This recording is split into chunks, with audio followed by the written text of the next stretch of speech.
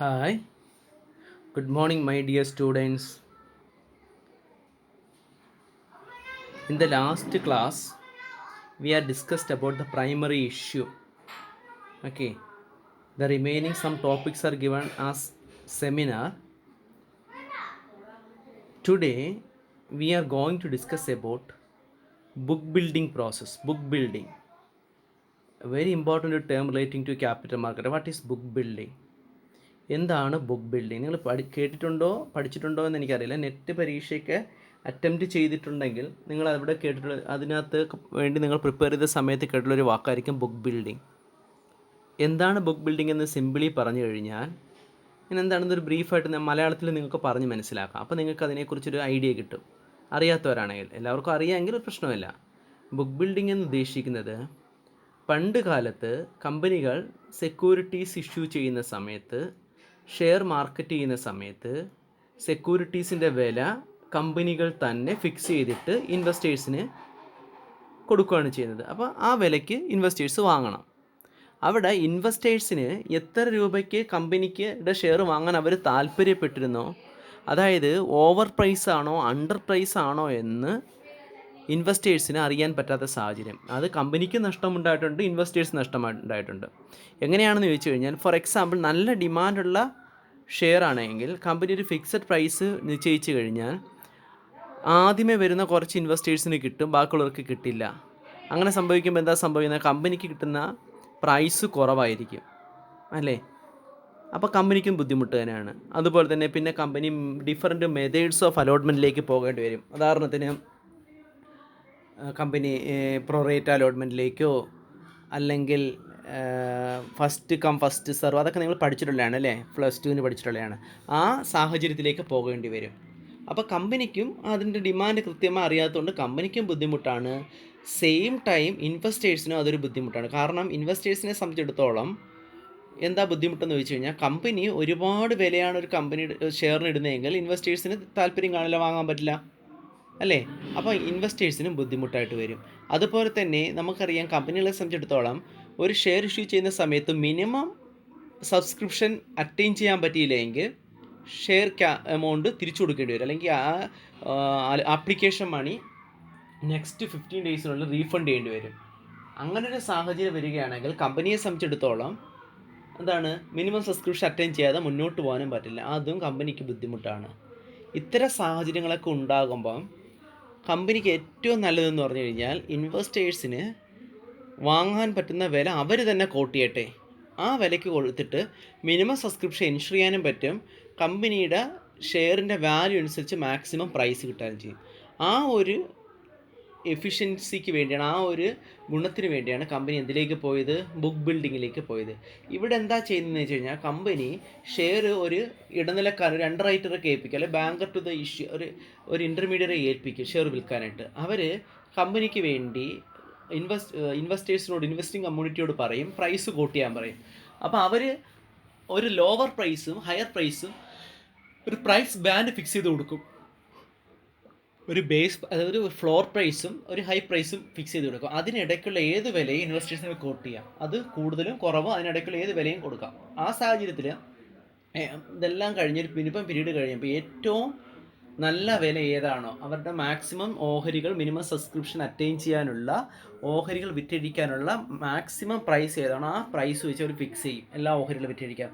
ആ പ്രൈസിനെയാണ് issue പ്രൈസായിട്ട് determine ചെയ്യുന്നത്. അത്തരത്തിലുള്ള പ്രോസസ്സിനെയാണ് നമുക്ക് ബുക്ക് ബിൽഡിംഗ് എന്ന് വിളിക്കുന്നത്. നമ്മൾ ബുക്ക് ബിൽഡിംഗ്, അതായത് ഇഷ്യൂ പ്രൈസ് ഡിറ്റർമിൻ ചെയ്യുന്ന പ്രോസസ്സാണ് എന്ത്? Book building. അപ്പോൾ ഇനി നമുക്ക് ടോപ്പിക്കിലേക്ക് ഓരോ പോർഷനിലേക്ക് വരാം. ഓക്കെ, എന്താണ് book building? Book building is the process by which an underwriter attempts to determine the price at which an initial public offering will be offered, അല്ലേ? എന്ന് വെച്ചാൽ എന്താണ്? ഇതൊരു പ്രോസസ്സാണ്. അവിടെ ഒരു അണ്ടർറൈറ്റർ, കമ്പനിക്ക് വേണ്ടി ഒരു അണ്ടർറൈറ്റർ ഒരു പ്രൈസ് ഡിറ്റർമൈൻ ചെയ്യുന്നു. IPOയുടെ പ്രൈസ് ഡിറ്റർമൈൻ ചെയ്യുന്ന പ്രോസസ്സാണ് book building. The process of price discovery involves generating and recording the investor demand for shares before arriving at an issue price. ഒരു വില നമ്മൾ ഫിക്സ് ചെയ്യുന്നതിന് മുമ്പ് ഇൻവെസ്റ്റേഴ്സിൻ്റെ ഡിമാൻഡ് റെക്കോർഡ് ചെയ്തിട്ട് അവരുടെ താല്പര്യങ്ങളും അറിഞ്ഞതിന് ശേഷം അവരുടെ ഡിമാൻഡ് ഡിറ്റർമൈൻ ചെയ്തിട്ട് ഒരു വില ഇടുന്നു. Book building is the de facto mechanism. ഇത് ഡയറക്റ്റ് മെക്കാനിസം അല്ല, ഒരു ഇൻഡയറക്റ്റ് മെക്കാനിസമാണ് വിലയിടുന്നത് അല്ലേ. By which companies price their IPOs. Company അവരുടെ ഇനിഷ്യൽ പബ്ലിക് ഓഫറിംഗ് അല്ലെങ്കിൽ ഷെയർ ഇഷ്യൂ ചെയ്യുന്ന സമയത്തുള്ള പ്രൈസ് അത് ഈസ് ഹൈലി റെക്കമെൻഡഡ് ബൈ എന്താണ് അവിടെ കമ്പനി എന്താണ് it is determined by the company as per the demand of the investors and it is highly recommend by the stock exchanges major. ഇത് വളരെ സെബിയും stock എക്സ്ചേഞ്ചും എല്ലാം അംഗീകരിച്ചൊരു പ്രോസസ്സാണ് book building. It is the most efficient way of pricing securities. ഏറ്റവും നല്ലതുപോലെ ഒരു സെക്യൂരിറ്റീസിൻ്റെ വില അറിയുന്ന ഒരു മാർഗ്ഗമാണ് ബുക്ക് ബിൽഡിംഗ് എന്ന് പറയുന്നത്. നെക്സ്റ്റ് എന്താണ് നമുക്ക് അണ്ടർസ്റ്റാൻഡിങ് എന്താണ് ബുക്ക് ബിൽഡിംഗ് എന്ന് മനസ്സിലാക്കാം. It is supposed the fixed pricing method. Book ബിൽഡിങ്ങിനകത്ത് ഒരു നിശ്ചിത വില നിശ്ചയിക്കുന്ന രീതിയെ ഒഴിവാക്കുന്ന രീതിയാണ്. കമ്പനികൾ നേരിട്ടൊരു വിലയിടുന്ന രീതിയെ ഒഴിവാക്കുന്ന രീതിയാണ്. അവിടെ എന്താ ചെയ്യുന്നത്, where the price is set prior to investor participation. Investors വരുന്നതിന് മുമ്പ് തന്നെ വില എന്താണ് ഫിക്സഡ് പ്രൈസിനകത്ത് ഇൻവെസ്റ്റേഴ്സ് പാർട്ടിസിപ്പേറ്റ് ചെയ്യുന്നതിന് മുമ്പ് തന്നെ വിലയിടുന്ന ഒരു രീതിയായിരുന്നു അല്ലേ ഫിക്സഡ് പ്രൈസിനകത്ത് അല്ലേ. To become the de facto mechanism by which companies price their. അവിടെ എന്താ ചെയ്യുന്നത്, ഒരു ഡി ഫാക്ടോ മെക്കാനിസം ആയിരുന്നു. അവിടെ എന്താ ചെയ്യുന്നത്, കമ്പനീസാണ് അവരുടെ IPOസിന് വിലയിടുന്നത്. ഷെയറിൻ്റെ വില കമ്പനി തീരുമാനിക്കും. വേണമെങ്കിൽ ഇൻവെസ്റ്റേഴ്സിന് വാങ്ങാം, വേണ്ടെങ്കിൽ ഡിമാൻഡ് ഇല്ലെങ്കിൽ കമ്പനിക്ക് മിനിമം സബ്സ്ക്രിപ്ഷൻ അറ്റൻഡ് ചെയ്താൽ വിപണിയിൽ നിന്ന് പോകേണ്ടി വരും. ഗുണവും ദോഷവും ഉണ്ട്. കൂടിയ വില ഇട്ട് കഴിഞ്ഞാൽ ആൾക്കാരും വരില്ല, കുറഞ്ഞ വില ഇട്ട് കഴിഞ്ഞാൽ കമ്പനിക്ക് നഷ്ടം ഉണ്ടാവും അല്ലേ, അതൊരു പ്രശ്നം ഉണ്ടാകും. The process of price discovery involves generating and recording investor demand for shares before arriving at an issue price. ഒരു ഇഷ്യൂ പ്രൈസ് ഡിറ്റർമൈൻ ചെയ്യുന്നതിന് മുമ്പ് തന്നെ നമ്മളൊരു വില വിപണിയിൽ നിന്ന് ഒരു വില ഡിസ്കവർ ചെയ്തെടുക്കുകയാണ്. ഈ ഓഹരിക്ക് വിപണി എത്ര വില, ആൾക്കാർക്ക് എത്ര വിലയ്ക്ക് താല്പര്യമുണ്ട് വാങ്ങാൻ. That will satisfy both the company offering the IPO and the market. മാർക്കറ്റിലുള്ള ഇൻവെസ്റ്റേഴ്സിനെയും അല്ലെ മാർക്കറ്റിലുള്ള പാർട്ടിസിപ്പൻസിനെയും കമ്പനിയെ സാറ്റിസ്ഫൈ ചെയ്യുന്ന ഒരു മെക്കാനിസമാണ് ഇവിടെ വില എങ്ങനെയാണ് നിശ്ചയിക്കുന്നത്, രണ്ടുപേരോട് ചേർന്നിട്ടാണ് അല്ലേ. ഇൻവെസ്റ്റേഴ്സിന് താല്പര്യമുള്ളൊരു വില ഇൻവെസ്റ്റേഴ്സ് പറയും. അവിടെ ധാരാളം ഇൻവെസ്റ്റേഴ്സ്, നല്ല കമ്പനി ഡിമാൻഡ് ആണെങ്കിൽ ഇൻവെസ്റ്റേഴ്സ് കൂടിയ വില പറയും, താല്പര്യമൊന്നും ഇല്ലെങ്കിൽ കുറഞ്ഞ വില വരും. അപ്പോൾ ആദ്യമേ തന്നെ കമ്പനിക്ക് എന്ത് ചെയ്യാം, കമ്പനിയുടെ ഇൻവെസ്റ്റേഴ്സിന് മാർക്കറ്റിലുള്ള ഡിമാൻഡ് അനുസരിച്ച് മുന്നോട്ട് പോകാൻ പറ്റും, വിലയിടാൻ പറ്റും അല്ലേ. അതാണ് ഇവിടെ പറയുന്നത്. ഇൻവോൾവ് ജനറേറ്റ് ആൻഡ് ഇവിടെ എന്താ ചെയ്യുന്നത്, the process of price discovery involves generating and recording investor demand for shares before arriving at an issue price that will satisfy both the company offering the IPO and the market. It is highly recommended by all the stock exchanges and the most efficient way of fixing price.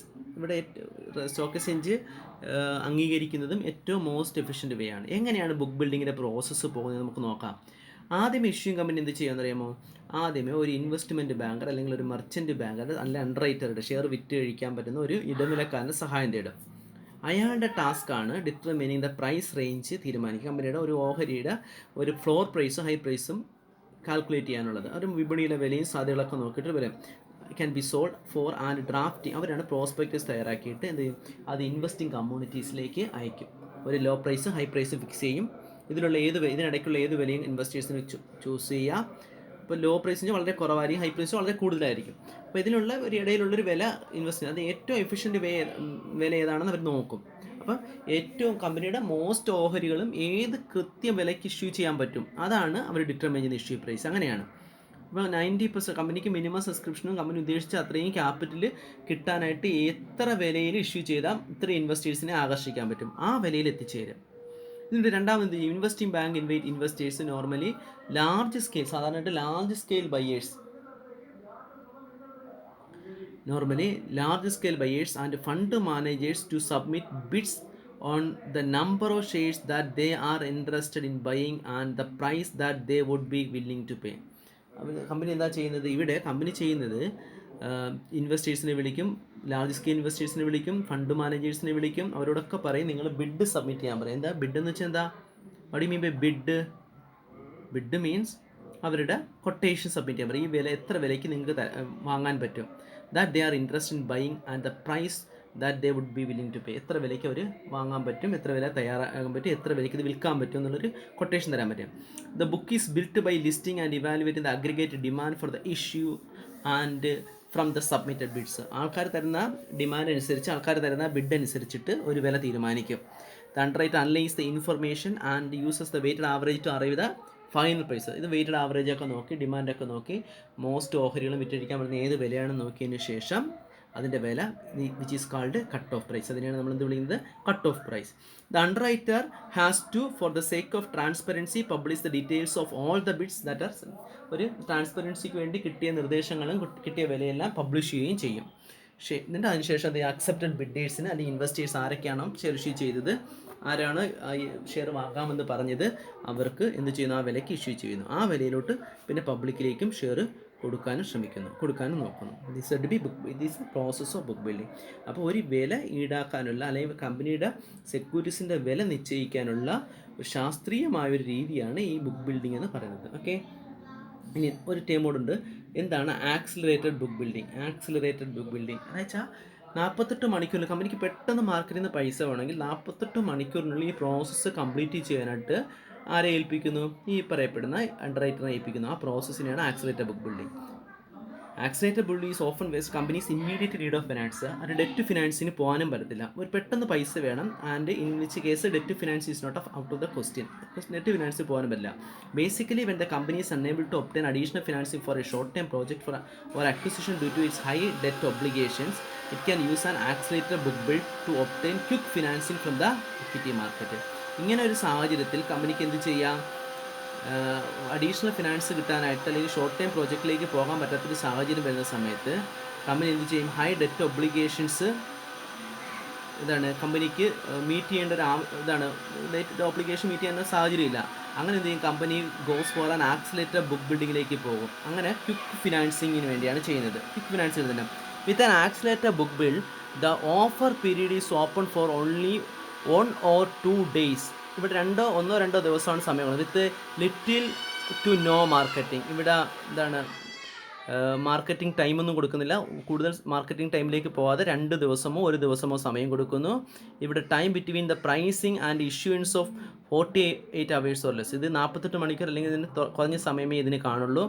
അതുപോലെ തന്നെ a book build that is accelerated is frequently implement overnight. ഒരു ദിവസം കൊണ്ടായിരിക്കും ചിലപ്പോൾ ചെയ്യുന്നത്. With the issuing company contacting number of investment banks that can serve as underwriters on the evening prior to the internet placement.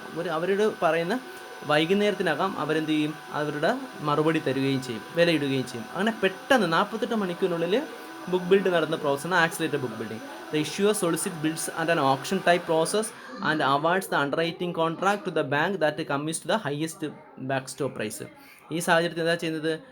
Issuer bid option ടൈപ്പിലൂടെ പ്രോസസ്സിലൂടെ bid select ചെയ്യും, underwriting കോൺട്രാക്റ്റിൽ ഏർപ്പെടും. അതുപോലെ തന്നെ to the bank that commits the highest back stop process.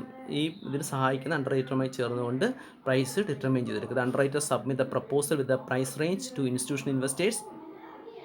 ഈ price വാങ്ങാനുള്ള institution ഇൻവെസ്റ്റേഴ്സിനെ ഏൽപ്പിക്കും. മറ്റ് ഇൻവെസ്റ്റിംഗ് കമ്മ്യൂണിറ്റി കൊടുക്കും. In effect placement with investors happens overnight with the security pricing occurring most over within 24 hours to 1 ദിവസം മുതൽ 2 ദിവസത്തിനുള്ളിൽ പെട്ടെന്ന് ബുക്ക് ബിൽഡിംഗ് പ്രോസസ്സ് സാധ്യമാകുന്ന പ്രോസസ്സിനാണ് ആക്സിലറേറ്റഡ് ബുക്ക് ബിൽഡിംഗ്. സിംപ്ലി വളരെ എളുപ്പത്തിൽ വളരെ വേഗത്തിൽ ബുക്ക് ബിൽഡിംഗ് നടത്തുന്നത് ആക്സിലറേറ്റഡ് ബുക്ക് ബിൽഡിംഗ് പ്രോസസ്സ്.